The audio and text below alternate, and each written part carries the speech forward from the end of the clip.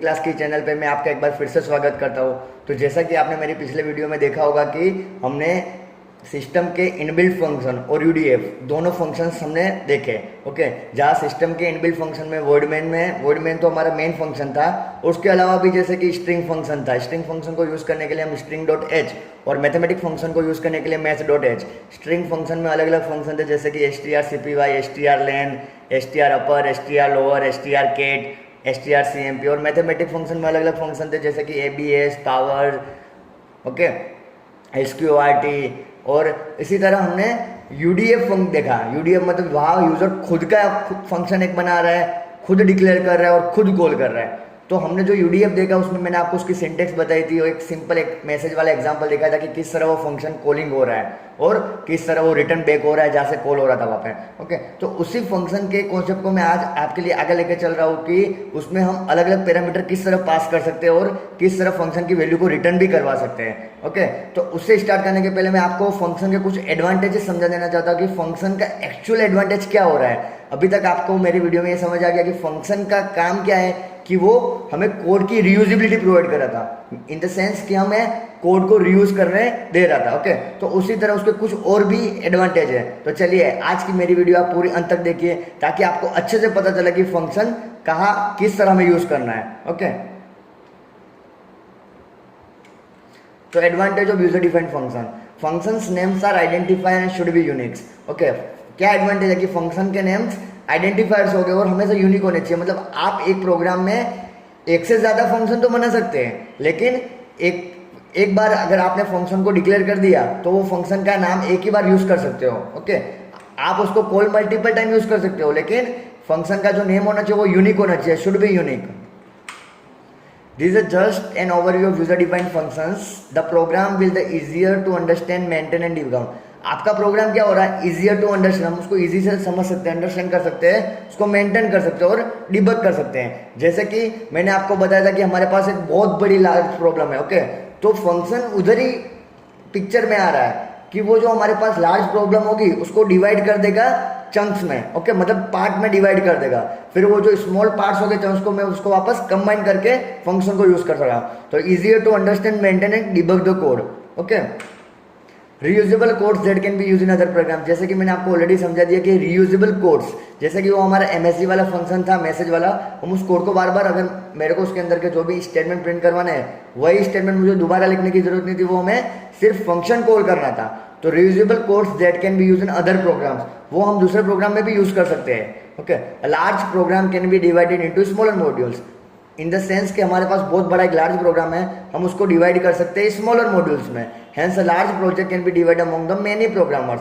उसका अभी क्या यूज है कि जैसे कि आप एक बहुत बड़े प्रोजेक्ट पे काम कर रहे हो। ओके, तो एक प्रोजेक्ट पे काम करेगा तो एक ही बंदा काम कर सकता है, एक ही प्रोग्रामर काम कर सकता है, ऐसा नहीं है। ओके, इसमें क्या होगा कि हम जो मॉड्यूल्स है वो डिवाइड कर देंगे डिफरेंट प्रोग्रामर को। ओके, एट द एंड वो सारे मॉड्यूल को कंबाइन कर देंगे, वो मतलब वो सिंगल प्रोजेक्ट में हम यूज कर सकते हैं।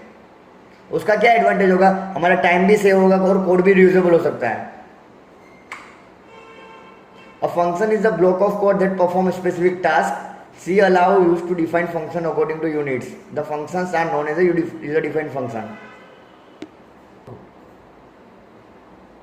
तो अभी मैंने आपको ऑलरेडी फंक्शन समझा दिया, फिर भी उसकी एक सिंटेटिकली सिंटेक्स में समझा देता हूँ कि प्रोग्रामेटिकली हमें वो किस तरह डिक्लेयर करनी चाहिए। तो फंक्शन प्रोटोटाइप, आप जो फंक्शन को डिक्लेयर करते हैं आप उसको फंक्शन की प्रोटोटाइप कर सकते हैं। ओके, तो function prototype is simply the declaration of function. यहाँ पे देखिए लिखा है कि फंक्शन को आप सिंपल डिक्लेयर कर रहे हैं, that specify functions name, parameter and return type. वो आपको क्या स्पेसिफाई करेगा, आपके एक फंक्शन का नेम, उसके अंदर कितने पैरामीटर आप पास कर रहे हो वो, और उसकी return type in the sense कि वॉइड मींस नल, इंटीजर, फ्लोट भी हम लोग पास कर सकते हैं। It doesn't contain function body, वो फंक्शन की बॉडी कंटेंट नहीं करेगा क्योंकि उसी को फंक्शन डिक्लेरेशन हो गया। अगर वो हमारा फंक्शन की बॉडी को कंटेंट कर रहा है तो वो फंक्शन डिक्लेरेशन का पार्ट नहीं हुआ, वो हमारा फंक्शन डिफाइंड हो गया है। Okay, a function prototypes gives the information to the compiler that the function may later be used in a program. Okay, अब फंक्शन की प्रोटोटाइप्स एक इंफॉर्मेशन प्रोवाइड कर रही है कंपाइलर को। क्या इंफॉर्मेशन प्रोवाइड कर रही है कि जो ये हमने फंक्शन डिक्लेयर कर दिया है वो हमारे प्रोग्राम में फर्दर यूज होगा। Okay, syntax of function prototype. अब उसकी सिंटेक्स क्या होगी जनरली वो देखते हैं हम कि रिटर्न टाइप में आप वॉइड मीन्स नल, अगर आप फंक्शन की कोई वैल्यू रिटर्न नहीं करवा रहे हो। रिटर्न टाइप मतलब आप कौन सी उसकी वैल्यू रिटर्न करवाना चाहते हो, एट द कॉलिंग टाइम या उसके डिक्लेरेशन टाइम। इंटीजर भी लिख सकते हो, मतलब आपके जो भी सारी डेटा टाइप है, फ्लोट, वो भी आप यूज़ कर सकते हो। उसके बाद फंक्शन नेम में मतलब आपको कोई भी एक यूनिक फंक्शन का नेम प्रोवाइड करने का, ओके, यूनिक फंक्शन का नाम प्रोवाइड करने को रहेगा, ओके। जैसे कि वेरिएबल्स के रूल्स है वही आपको यहाँ पे सिंथेटिकली फॉलो करने पड़ेंगे। उसके अंदर में टाइप आर्ग्यूमेंट 1, टाइप आर्ग्यूमेंट 2, मतलब इंटीजर ए, इंटीजर बी, आप इस तरह अलग अलग कोई भी आर्ग्यूमेंट प्रोवाइड कर सकते हो, okay. Calling function, control of the program is a transfer to the user defined function by calling it. जैसे कि मैंने आपको समझाया था कि हमारे पास एक सिंपल मोबाइल में कॉन्टेक्ट लिस्ट है, ओके। जब तक हम कॉन्टेक्ट लिस्ट में जाके सर्च करके उस कॉल बटन पे प्रेस न करेंगे तब तक वो फंक्शन ऑटोमेटिकली कॉल नहीं होगा, ओके। तो हमें फंक्शन कॉल करने के लिए उसका कॉलिंग प्रोग्राम यूज़ करना पड़ेगा। तो यहाँ पे देख सकते हो उसकी फंक्शन कॉल की सिंटेक्स क्या है। सीधा आपको फंक्शन का नेम ही प्रोवाइड कर देना है, ओके। उसमें आपको फंक्शन नेम, अगर आप जब फंक्शन कॉल कर रहे हो तो फंक्शन नेम डायरेक्टली लिखना है, ना कि उसके आगे जो आपने डिक्लेयर के टाइम पे आपने जो उसकी डेटा टाइप यूज़ की थी, वॉइड है, इंटीजर है, आपको डेटा टाइप को यूज़ नहीं करना है, सीधा फंक्शन का नेम। अगर आपने उसमें नंबर ऑफ आर्ग्यूमेंट 2 प्रोवाइड किए तो यहाँ पे 2 ही प्रोवाइड करने पड़ेंगे, okay. The function code is made of using 8 number n1 n2 statement inside the main function, okay. यहाँ पे जैसे कि मैंने 8 नंबर्स वाला एक फंक्शन बनाया है, वहाँ पे n1 n2 2 पैरामीटर पास कर रहा हूँ, आर्ग्यूमेंट पास कर रहा हूँ, वो मेन फंक्शन को कॉल करेगा। Function definition contain the block of code to perform a specific task, in our example adding 2 number and returning it। Function definition में क्या होगा कि मतलब वो एक स्पेसिफिक टास्क परफॉर्म करेगा, एक ब्लॉक ऑफ कोड होगा, ओके। यहाँ पे आप देख सकते हैं कि फंक्शन डेफिनेशन की सिंटेक्स क्या होगी कि रिटर्न टाइप होगी फंक्शन डेफिनेशन। अभी फंक्शन की डेफिनेशन की सिंटेक्स वही होनी चाहिए जो आपने फंक्शन को डिक्लेयर किया था। अगर वहाँ पे आप रिटर्न टाइप इंटीजर लिख रहे हो तो आपका यहाँ पे डिफाइन में भी अगर इंटीजर ही लिखना पड़ेगा। अगर आप वॉइड लिख रहे हो आप डिक्लेयर के टाइम पे, अगर यहाँ पे आपने फंक्शन की प्रोटोटाइप में वॉइड एड नंबर लिखा है तो आपको डिफाइन करने के टाइम पर भी वॉइड एड ही लिखना पड़ेगा। सिर्फ कॉल करने के टाइम पे फंक्शन का नाम चाहिए, बाकी फंक्शन डिक्लेरेशन और फंक्शन डिफाइन के टाइम पे आपको रिटर्न टाइप सेम ही एज इट इज यूज करनी पड़ेगी जो आपने डिक्लेयर के टाइम पे यूज की है, ओके। तो रिटर्न टाइप फंक्शन नेम, उसके अंदर आपने जो भी आर्ग्यूमेंट पास किए, दो आर्ग्यूमेंट पास करने पड़ेंगे। यहाँ पे आपकी बॉडी आएगी फंक्शन की। When a function is call, जब आपका फंक्शन कॉल हो रहा है, the control of the program is a transfer to the function definition, मतलब आपका कंट्रोल ऑफ प्रोग्राम सीधा इस फंक्शन के नेम पे जंप करेगा। And the compiler start executing the code inside the body of function. उसके बाद कंपाइलर क्या करेगा, इसके अंदर जितने भी लाइन का नंबर ऑफ कोड लिखा होगा उसको एग्जीक्यूट करके get back to the function calling statement, okay. अभी आपको एक एग्जांपल बता रहा हूँ, passing argument to the function, मतलब जैसे कि मैंने आपको कहा कि उसके अंदर कैसे आर्ग्यूमेंट या पैरामीटर पास कर सकते हैं। In a programming argument refer to the variable pass to the function, 2 variable n1 and n2 are pass during the function call. मतलब आप फंक्शन के कॉल के टाइम पे उसमें 2 पैरामीटर या 2 आर्ग्यूमेंट भी पास कर सकते हैं, अलग अलग वेरिएबल भी पास कर सकते हैं, multiple, okay. The parameter a b accept the pass argument in the function definition. अभी ये क्या कहना चाह रहा है कि फंक्शन की डेफिनेशन में आपको ये 2 पैरामीटर एक्सेप्ट करने रहेंगे, ए और b, okay. The argument are called formal parameter of the function.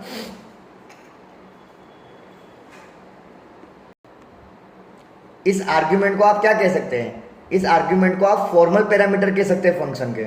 मतलब कि अगर आप एक फंक्शन के अंदर 2 आर्ग्यूमेंट पास कर रहे हैं, ओके, तो उस आर्ग्यूमेंट को फॉर्मल पैरामीटर कह सकते हो,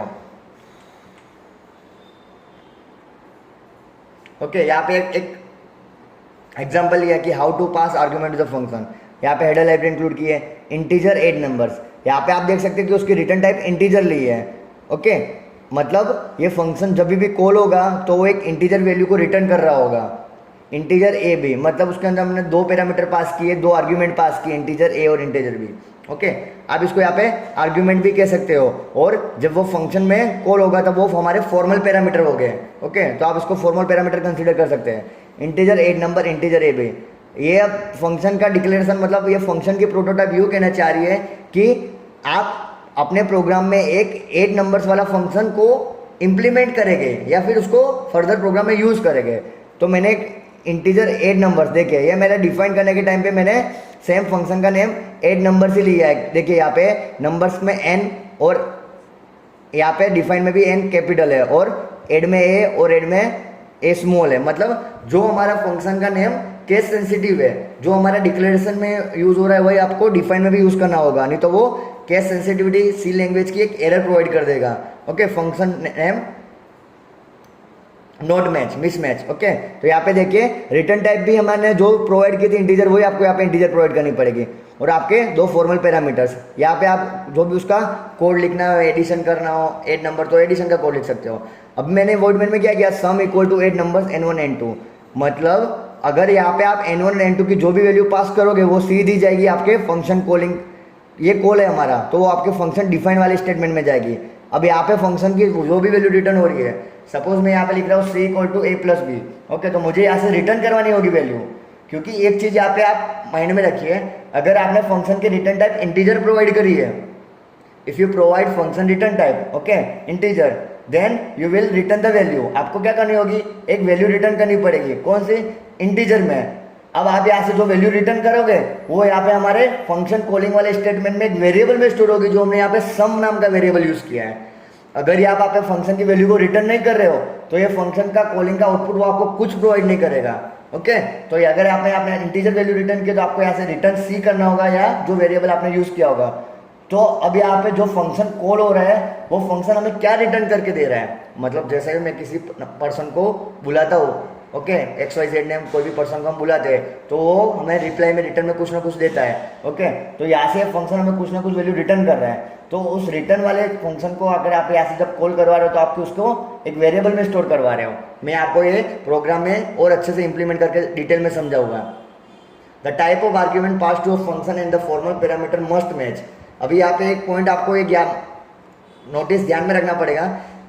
अभी आपने यहाँ पे कॉलिंग के टाइम पे दो पैरामीटर यूज कर रहे हो और आपने डिफाइन भी दो किए, तो वेल एंड गुड है। मतलब हमारे जो आर्ग्यूमेंट्स है, फंक्शन डिफाइन के जो आर्ग्यूमेंट्स है और कॉलिंग के जो पैरामीटर है वो मस्ट मैच होने चाहिए, मतलब मैच होने ही चाहिए कंपलसरी। ऐसा नहीं होना चाहिए कि अगर आप डिफाइन 2 कर रहे हो और 3 से कॉल करवा रहे हो, या आपने 3 वेरिएबल डिफाइन पास किए हैं फंक्शन डेफिनेशन में और यहाँ पे 2 से कॉल करवा रहे हो। ओके, इसमें 2 है तो इसमें भी 2, इसमें 3 हो तो इसमें भी 3 ही पैरामीटर आर्ग्यूमेंट होने चाहिए, otherwise the compiler will throw an error, या फिर कंपाइलर आपको एरर प्रोवाइड कर देगा। If n1 is a character type also should be character type. If n2 is a float type variable b also should be a float type. okay, number of parameter तो match होने चाहिए, उसके अलावा आपने जो parameters की return data type use किए हैं, सपोज यहाँ पे आप इंटीजर है, इंटीजर भी यूज लिख रहे हो तो ये n1 और n2 भी आपके इंटीजर ही होने चाहिए। ओके, अगर आप यहाँ पे कैरेक्टर लिख रहे हो तो कैरेक्टर होना चाहिए, फ्लोट हो तो फ्लोट ही होना चाहिए। मतलब ये सिंपल एक कॉन्सेप्ट आपको समझाना चाह रहा है कि अगर आप फंक्शन में डिफाइन और डिक्लेरेशन के टाइम पे इंटीजर यूज कर रहे हो तो उसकी कॉलिंग पे भी आपको इंटीजर वैल्यू ही प्रोवाइड करनी होगी। फ्लोट यूज कर रहे हो तो फ्लोट वैल्यू यूज प्रोवाइड करनी होगी। मतलब यूनिवर्सल है, हर जगह आपको एक कंसिस्टेंट लेआउट प्रोवाइड करना पड़ेगा।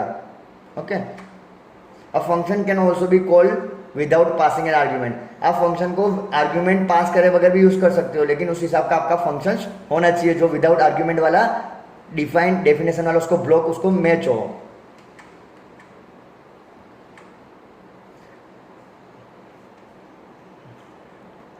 देखिए कि अब रिटर्न स्टेटमेंट का किस तरह यूज हो रहा है। ओके, जैसे कि मैंने आपको बताया कि अगर आप यहाँ पे प्रोग्राम में इंटीजर फंक्शन की रिटर्न डेटा जब यूज कर रहे हो तो आपको फंक्शन को वैल्यू प्रोवाइड रिटर्न करनी होगी, तो आपको रिटर्न स्टेटमेंट का यूज करना होगा। ओके, तो चलिए रिटर्न स्टेटमेंट को मैं आपको अच्छे से एक्सप्लेन करता हूँ।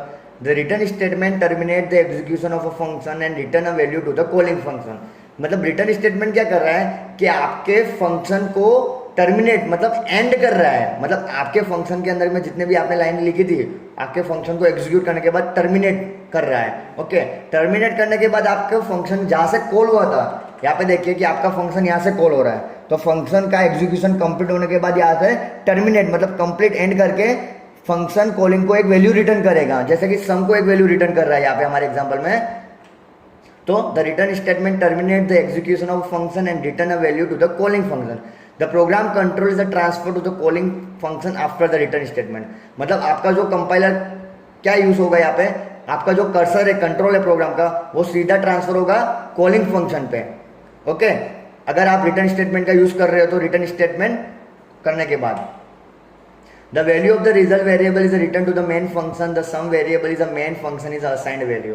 ओके, यहाँ पे आप देख सकते हैं कि मैंने जैसे आपको एक्सप्लेन किया कि यहाँ से रिटर्न होने के बाद कॉलिंग फंक्शन में मेरे एक वेरिएबल है सम नाम का, वो सम फंक्शन क्या कर रहा है, उस कॉलिंग फंक्शन हुई फंक्शन की वैल्यू को स्टोर कर रहा है उसमें, मतलब हमने क्या किया, एक फंक्शन कॉल हो रहा है उसकी वैल्यू को हमने सम नाम के वेरिएबल में असाइन कर दिया है।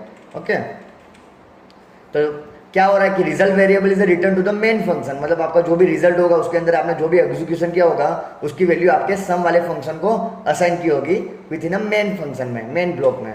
ओके, यहाँ पे देखिए, यहाँ पे वही हमारा जो एग्जांपल है, अभी हमने यहाँ पे एक रिटर्न स्टेटमेंट यूज किया है, जैसे कि 8 नंबर्स, उसमें 2 पैरामीटर है। ओके, उसका डेफिनेशन वाला ब्लॉक है जहाँ पे हमने फंक्शन को डिफाइन किया, इंटीजर बी।